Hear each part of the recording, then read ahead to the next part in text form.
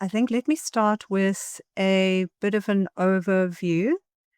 Firstly, I wanted to say something about the finite games, particularly with reference to PDA.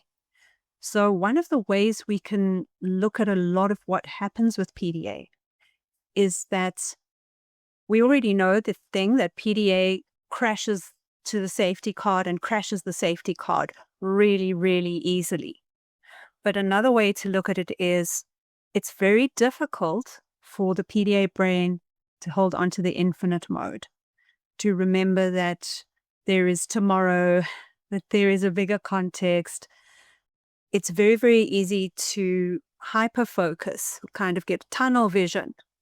This is something in a lot of autism itself.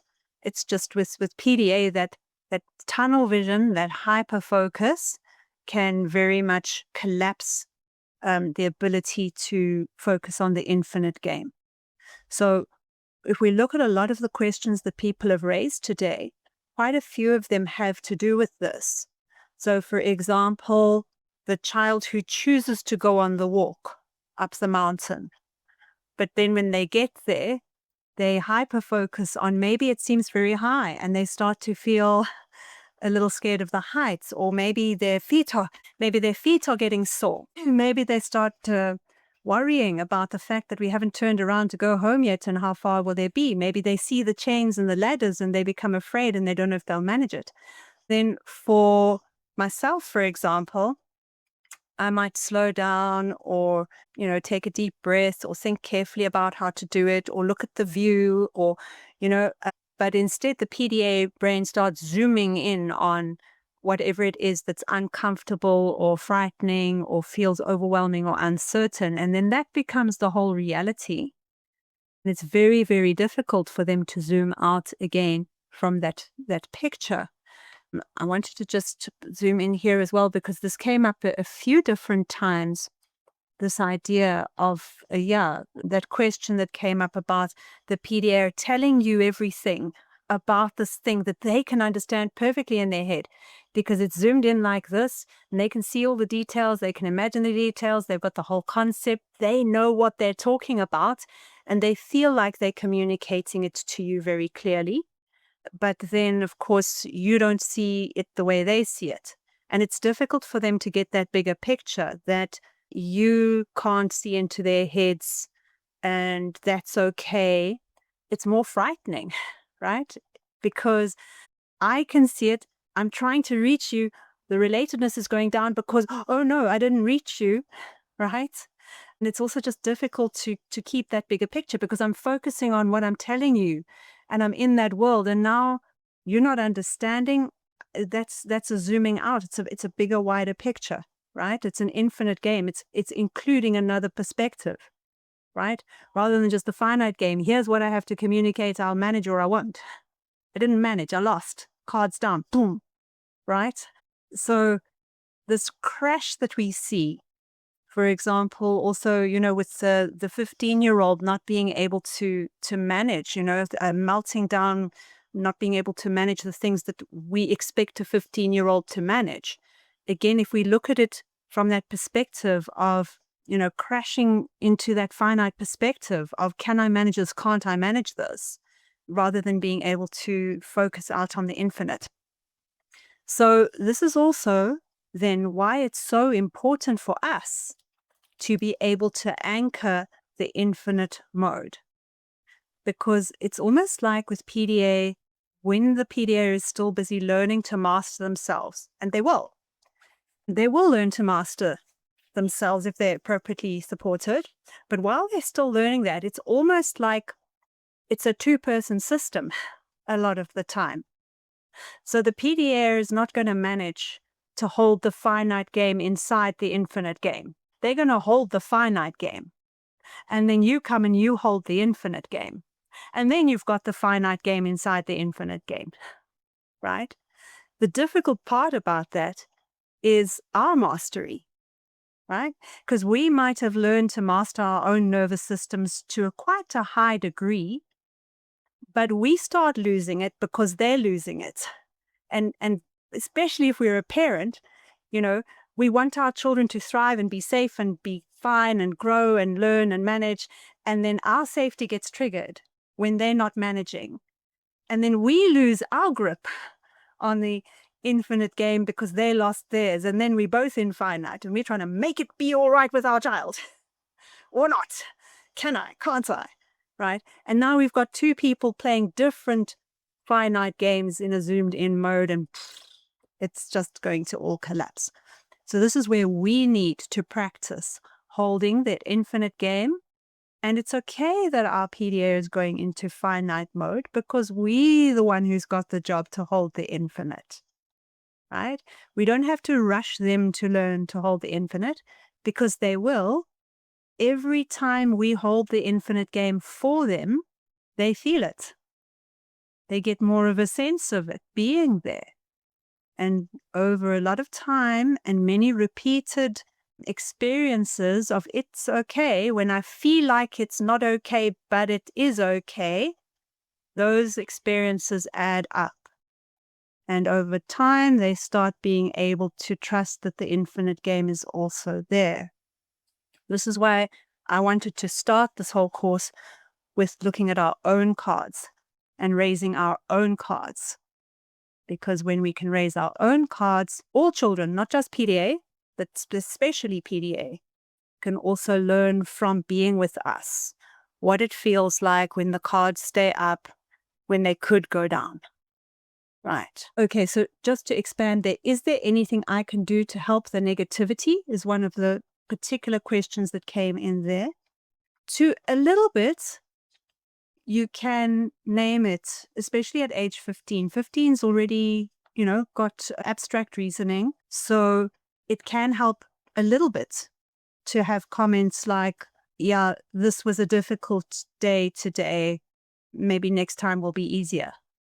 That's triggering awareness of the infinite game. But we want to be very careful that we don't do that too much because it's a quick way to crash the PDA's dignity card. To say, what you're feeling isn't valid, what you're managing isn't good enough, you should be focusing on the infinite game. So we've got to do it very lightly. But the point is that we are bodying it. We are embodying that. We are not getting rattled. We are not getting upset. That's the strongest way to communicate it. We are not collapsing into the negativity. We can say, oh, win some, lose some. Right.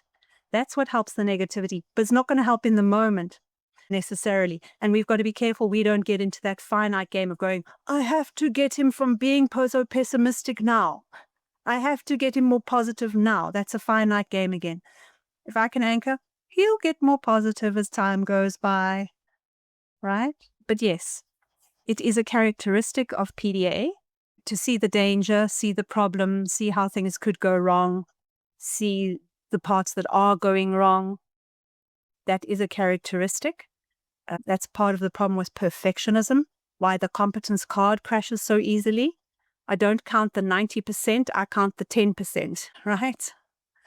It's hugely stressful for them. And then we want to fix it because we can see it's hugely stressful for them. But we can't fix it. We can only keep holding the infinite game for them until they can get the feel of it more and more over time. Now, how to tell the difference? You want to be very careful about even worrying about this. Because the first thing to ask is, why do you want to be sure? Usually the question is, I don't want to make an exception for somebody unless I absolutely have to. Right? This question usually comes up when people don't want to accommodate PDA. Then they usually ask, are you sure it's PDA? Because I'm not going to help if it's not PDA. It must really be PDA. Otherwise, it's not fair, right? So we want to think about this finite game of figuring out, is it PDA? Isn't it PDA? Then I will know. Then I can just, it's like this person needs something here because it's not working. Maybe it's PDA. Maybe it's only demand sensitivity. How do we know? You don't know. You'll find out. And how you'll find out is you'll accommodate. And you'll find out what level of accommodation starts working. And then you'll know you've reached that level of accommodation. Because this other question that came up is very key, is that you can have a child who melts down and they don't have PDA. You can have a child who's going to hit other children and they don't have PDA. You can have a child who never hits other children and has PDA. You can have a child who only collapses inside themselves and has PDA. I see kids being diagnosed as PDA when they don't have it. I see kids not getting the diagnosis when they do have it. So if the professionals are not managing, how are you going to manage? Okay. Usually I or somebody else can support a parent to make a very, very good guess, but it doesn't matter in the end. What matters is you experiment with what does this person need in order for themselves to thrive and start functioning. And when we get that right, they function. And who cares if it's PDA or not PDA? They're now functioning and we're all good. Right. So we feel our way. Because even with PDA, as those cards start coming up more regularly, higher, that capacity is building. We can cope with more challenge. Then we don't have to compromise on our needs so much because the child can manage, right? So maybe last year, let's say, I have to allow the child to always interrupt all my phone calls. But maybe by this year, I can actually say, I'm on a call. I need to close my door. Have you got everything you need? Right? And maybe next year I can say, I've got a call. Would you be able to take care of the delivery that's coming so I don't get interrupted?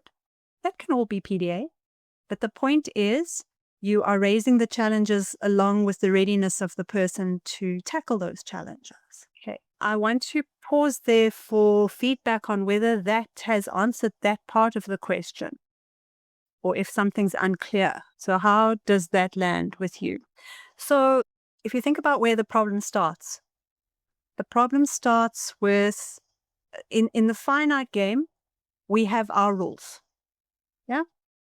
And you follow the rules or you break the rules. And it's not fair if somebody gets to not follow the rules. Yeah? Then I feel resentful and it's not fair because they cheated on this game where the rules are fixed. But in the infinite game, the point is to change the rules as much as needed to include everybody so that it works. So if I think about one of the first things that started waking me up many years ago to these kinds of things, it was reading the book, what's it called? The Continuum Concept, Jean Lidloff, which has got its pros and cons, that book. But she tells the story of a person who's part of this Amazon jungle tribe that lives in the forest, but then he goes with his father to the city. And he comes back many years later as the translator for this woman to where he was born. And he's picked up Western ideas. And he sees that he quickly learns that these people will feed him. Even if he lies around all day in the shade doing nothing, they're still going to feed him. So he lies around all day in the shade, thinking he's so lucky because he's got these Western ideas that now he's lucky because they're just carrying him and he can just freeload. But these people don't have that concept. They just feed him. They just keep feeding him. And one day he gets really bored. And so he gets up to wander around a bit. And within a week or two after that, he's working in the fields like everybody else, and he's part of the community.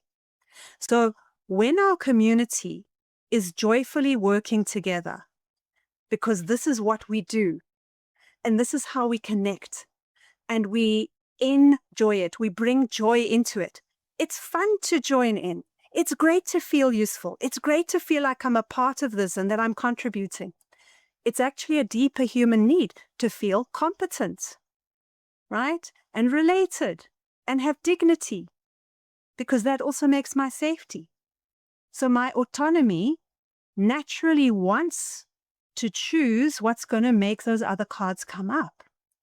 But when I feel there's a pressure, or there's a selective reward, or there's this finite game I'm going to win by dodging, isn't that a problem for your whole community? If they're all in this mode that there's this finite game that you must force people to do and you can nicely dodge and cheat, they're not in community mode, right? So this is a much deeper problem that your PDA is showing you. Your PDA is showing you You've got a deeper problem that's going to kill your community maybe 2 years down the line, maybe 3.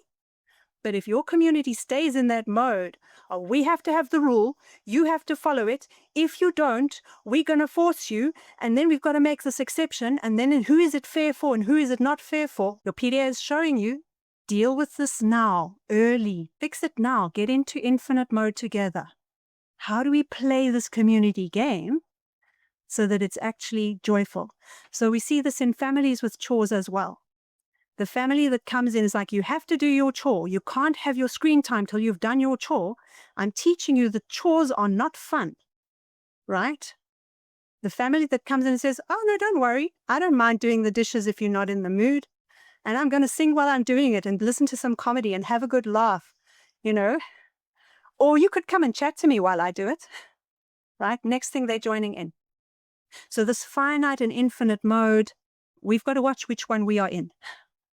Because if we are in finite mode and we're trying to get the other person to be in infinite mode because we're in finite mode trying to get them into infinite mode, can you see the problem? So again, this applies to many more people than PDA in many more situations. It's like if within this community we say everybody has to do an hour in the vegetable patch and everybody has to do an hour doing dishes and everybody has to do an hour cooking and you're not going to get the best food, right? Whereas if you sit down with you people and you say, which are the chores that work well for you? You'll often find you've got a pretty good spread with not much compromise if you allow people to specialize a little bit. This also applies to the PDAs. There's almost always a job that the PDA is willing to do or will find attractive, or somebody they're willing to do it with. Sometimes it's just about the companion they're going to do it with, right? Or they're happy to do it if they're in charge of it, but they ain't going to be able to follow the orders, right? And we also had this example that came up in the questions about the fire drill and maybe not being able to participate in the fire drill. Well, from a PDA's perspective, firstly, there's a fire drill. This is reminding me that there are fires. It is unnecessarily reminding me that there are fires. In a perfectly good day, where my cards were already in orange, but I was managing to keep them out of red, you're now making me think about being burned alive. Thanks very much. I now can't cope with anything anymore because of your stupid fire drill that isn't even real. Why should I participate in something that is not real? If there's really a fire, I'll get my ass out of there. Or you will kick the door of the bathroom down and you will put me over your shoulder. So how real are you going to make this fire drill? Because if this is a real fire drill, kick down the door and put me over your shoulder. And if it's not a real fire drill, why are you bothering me? Right? Which is a very good perspective to have. As long as 90% of your people, this is also why I say, I can't imagine a school for only PDA. I cannot see how that would work. Right? You need the majority of your community to be able to go along without targeting the PDA. So the PDA gets what there is to do, wants to join in, and as their capacity rises, they can, and they do. Okay, on the days that they can, right? Which applies to everybody, because as much as you don't ask the person who can't reach the highest shelf to put the thing away on the highest shelf, you also don't ask the person who's got a terrible headache today to do their chores. You don't ask the person who's dreadfully upset today to do their chores. It applies to everybody. It's fair. And then often it is about just finding out what does this individual need. I mean, I can think of an individual who does not have PDA, but cannot handle cardboard. Freaks them out completely to handle cardboard. But they'll carry the box for you if you give them gloves. And they'll carry the plastic. You put the cardboard on a tray, they'll take it. So this is about learning together how we include each other instead of insisting that everybody do it a particular way. Okay. Once you acknowledge that it isn't a real emergency, that takes the fear away. That safety card is no longer panicking. That also gives you a clue for real emergencies. If you possibly can, in a real emergency, underestimate the real emergency-ness of it. Try and just keep that nice balance. It's like, yeah, we're going to keep moving, but we'll be fine, right? We want to keep those cards up. So it can also help to stop thinking in terms of rules, except for the barest minimum. If you only have like 2 rules, it's like no hurting each other or whatever, and everything else isn't a rule. it's a solution. Because what problem is it solving? And most of the time, we're going to solve it like this.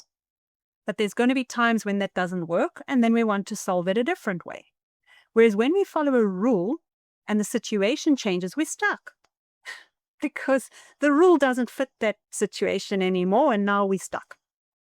So if we can keep in mind that these are solutions, not rules, right? So the solution today and tomorrow is to do it this way, and the next day, oh, we've got to figure out what the solution is for this situation. So this is where our horizontal communication comes in, because then we can describe, okay, what is the issue? What is happening? I can get out of my reaction where my safety cards crashed, where I'm going, it's not fair, or, I resent this, or it reminds me of when my whatever happened when I was a child, all the stories we get into.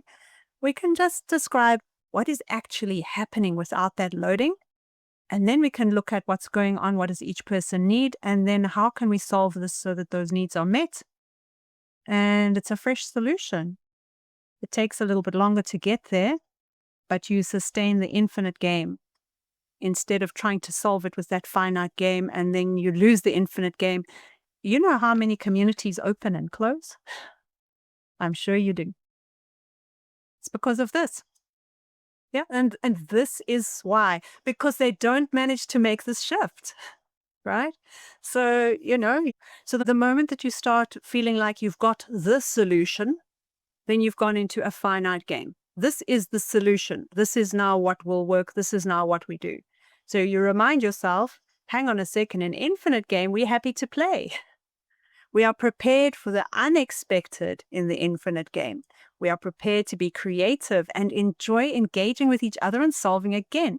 Because the point isn't to find a solution and finish this finite game. The point is to keep engaging with each other and learning more and growing together, which means it's great when we need a new solution. It's another opportunity to grow and deepen our relationship.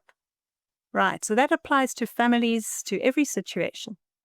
I want to come back because we are running tight on time, and I want to quickly go through my notes because I think there are a few things that we do need to quickly touch on at least. Okay, so the question of deschooling and getting triggered again around anxiety, around, for example, what the child is achieving or what we are achieving in terms of support for the child, I think is also very similar to this other question that we've just been discussing now, that we simply get lost in the finite game because everybody around us is telling us it's like your child should meet this benchmark by now, or my expectation is that this child should manage this by now, or my expectation of myself is I should manage this by now. And I think this is also where we just need to get back to that infinite perspective that, that it's life that matters. A technical question that I can answer just very quickly in terms of how much socialization is enough, are we doing enough of it? It's completely different for every person, and as long as your child is interacting with you, that's the most important thing, and whatever else is happening in addition to that is great. Just don't let it get to you. And yeah, honestly, I've yet to see anybody getting progress by focusing on trying to achieve a thing with PDA, as opposed to trying to protect the cards. And it's difficult if you've just left a setting or anything else that's amplifying the responsibility onto you, because then that crashes our cards. It's like, okay, so I kind of relaxed because I sort of handed their education over to the space, and now I'm back to being a home educating parent. Now my cards feel unsafe again. My dignity's at risk because it'll be on me, right? It triggers all our instincts that we've got to get this right, or these other people are rejecting my child, or they're judging me, and I've got to get this right. So again, we've really got to take care of our own cards rather than trying to fix the situation. I basically become more comfortable with him being on a screen during that time. And so there's and part of me is actually comfortable with that because I know that he's actually getting a lot from that and he does lots of things, and but we're also interfacing with the local authority at the moment because we're trying to get an EHCP. I mean, it will be months before they get involved, but basically it's that we could get very severely judged for doing that, even though that is what is making it financially possible as a family to survive in this situation, and is one of the reasons why we're asking for an EHCP, is because we recognize that we can't financially sustain it. But the EHCP is going to be like 8 months to a year at least to kind of get anything from them. And so it's kind of like, I think what's happening in my mind is like there's a part of me that's comfortable and realizes the realism of the situation. And like, we need some food. So I need to have some money.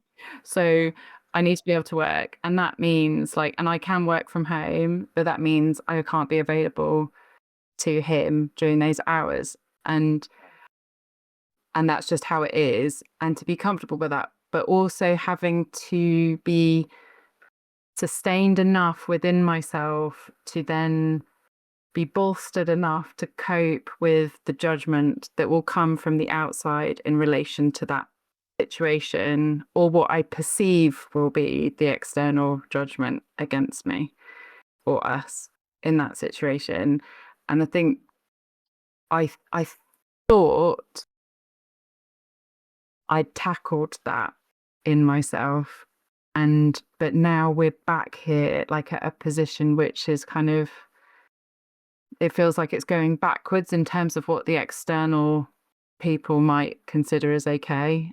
Like, do you know what I mean? Like, and that, I think that's what's triggering me. So like, there's a part of me that recognizes it is okay. And that whole, like you say, the infinite game, like we've seen loads of progress. So I feel confident that the approach we're taking is the right one for him. But how do you prove that to the outside when they're coming in to judge you? So obviously this is triggering up your dignity and your safety, which are both, your two strongest cards, and with good reason, because it's really difficult when somebody has power over your life and they don't get it, right? Yeah. It's really difficult. And to the extent that you buy into that game and it starts becoming narrowed down to, I have to be able to prove it to them. Do you have to be able to prove it to them? It's possible, maybe, that if you can really anchor into your infinite game, there might be other ways you could interact with them. Just throwing this at the wall as a thought, just as an inspiration to chew on. But what if they came into your house and you knew that they were going to think that you're doing terribly, and you said, I'm really hoping you've got some great suggestions for me, because we're really stuck with this problem, right? And up goes their dignity, and up goes their autonomy, and up goes all of their stuff. And you just put your dignity on the back burner and you let them tell you like what it should be and blah, blah, blah, blah, without trying to prove anything to them. They're going to take your child away. Really? If they're really going to take your child away, then you might want to consider moving before that happens. If they're not going to take your child away, then what? Well, I mean, yeah, my kind of point to them would be, okay, so we've been asking you for support and you haven't been providing it. So this is the reality of our situation whilst you're not giving us any support. Like, this is what we had to come together with. Like, this is what we feel when you say that in your body. Can you feel? Now let's look at this horizontal communication we're going into, right? Can you feel that you've gone into vertical conflict mode with them and you're trying to win now, you're trying to beat them? My heart is bound. They made you look bad. You're now trying to make them look bad. Yeah. How are they going to respond? They're going to want to make you look bad, right? We're now really getting into a who looks worse battle. Yeah. No wonder you're frightened if that's your strategy. So luckily this isn't happening now in the next hour after you leave this call, because you've got some time to feel this in your body. And remember this infinite game. Remember that this other person is just a human being stuck in a system like you, right? That's what they are.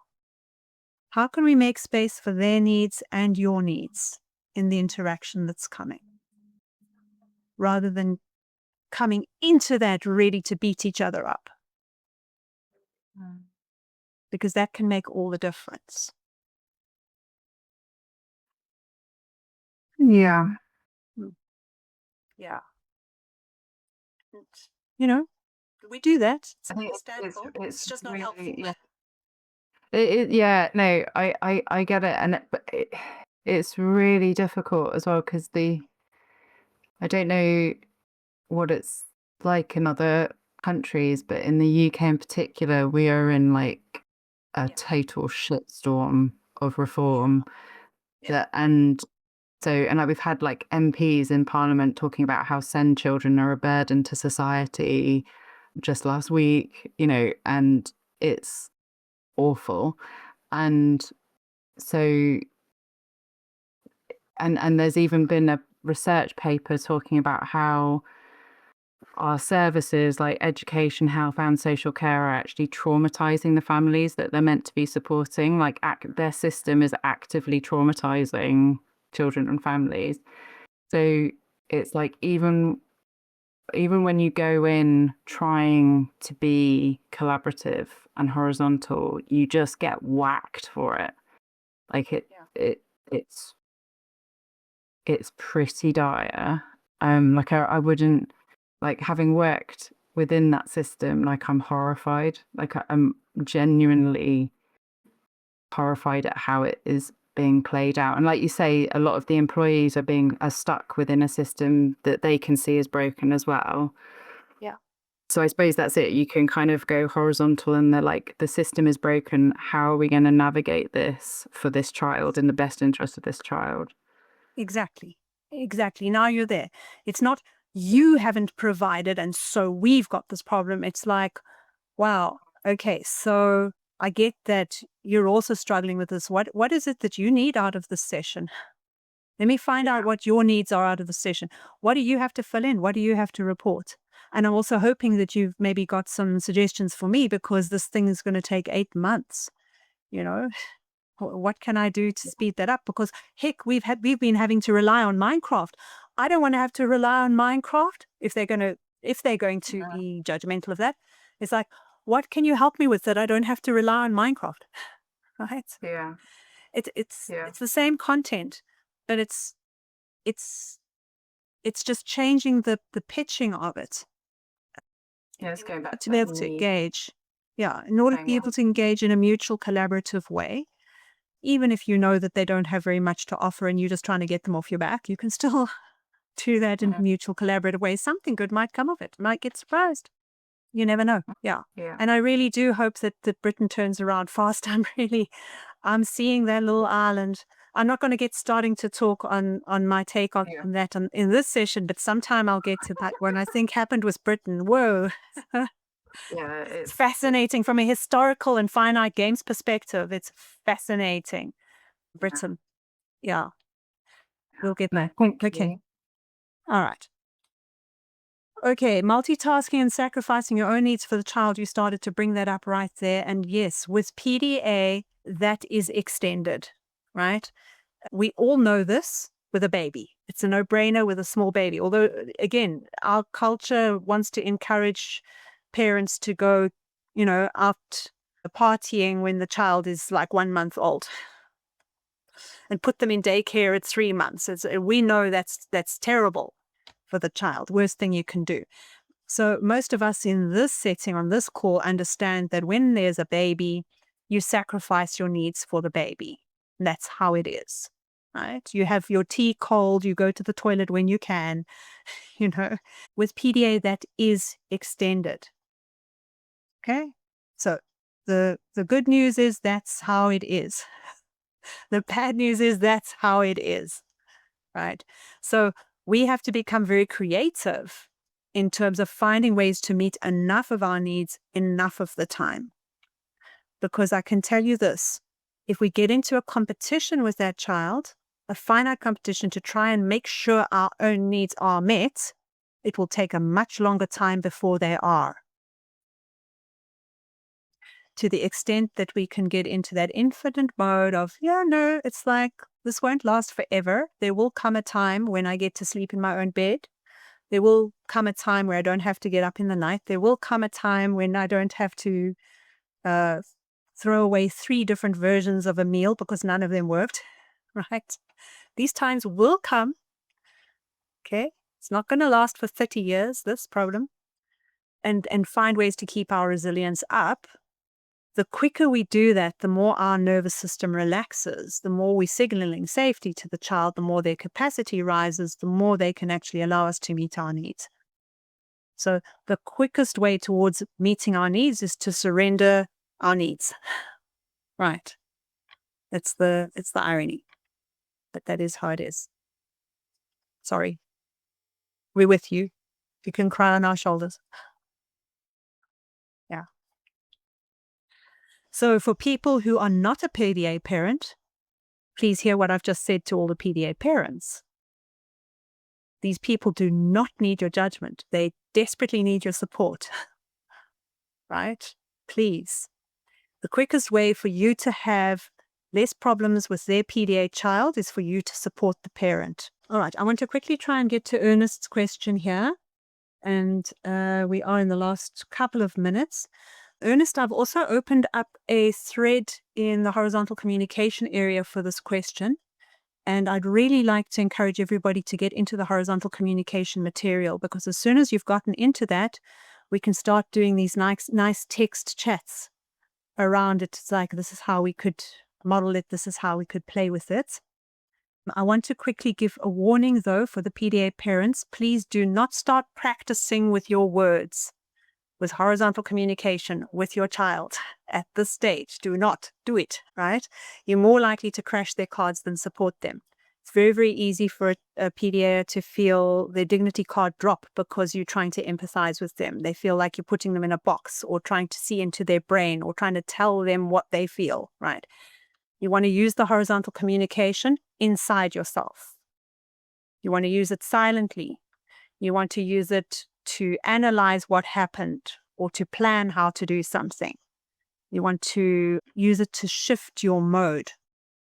At this point, please just use horizontal communication words practice with other adults, or experiment with kids that are pretty, resilient and can handle it if you're fumbling along. With the siblings calling each other hurtful names, and when you try to step in and allowing the child to spend time alone with friends without making them feel forced, while guiding both children towards positive ways of communicating, it's tricky. What we're going to work with over time is firstly how to get the balance of when to step in and when not to step in. Because a lot of the time we step in too much and the children don't learn how to solve things on their own. We want to step in to prevent harm. We don't want to step in to prevent a little bit of inconvenience or annoyance. This is the same idea as, you don't want to prevent people getting a bruise or scraping their knee. You want to prevent people breaking their bones or needing stitches. Also for PDA, if you help too much, you're telling the PDA that you don't think they're capable. And you'll see that will trigger the PDA very quickly. If you offer help too much, right?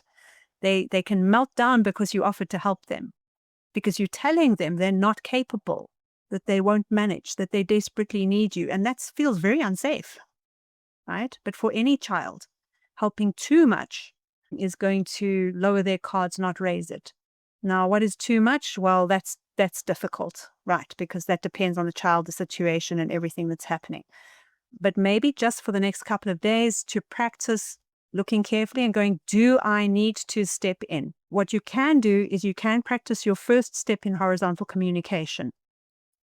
Just the first, the knowing, switch to horizontal, and then the neutral observing. So you just describe the situation. Don't try and fix it. It's like, okay, so there's lots of names flying here, right? Or, this feels like it's getting quite stressful in here. Or looks like everybody wants a turn at the same time. Well, sometimes just practicing one step for a little while and get the feel of it. Because otherwise our instinct is to try and fix the thing. and solve the thing, which takes us into the finite game. If we can just practice that observing, it can start to connect us to the infinite game, and step by step we'll practice as we go forward in the course. Okay, I'm just checking the chat because it is the end of our time. Yeah. Right.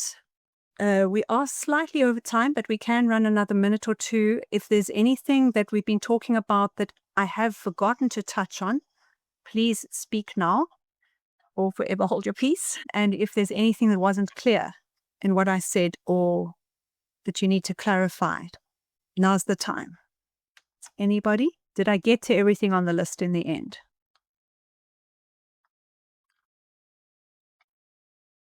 Okay. All right. I'm just seeing that the call was helpful. That's great. And again, a big encouragement to please use the chat.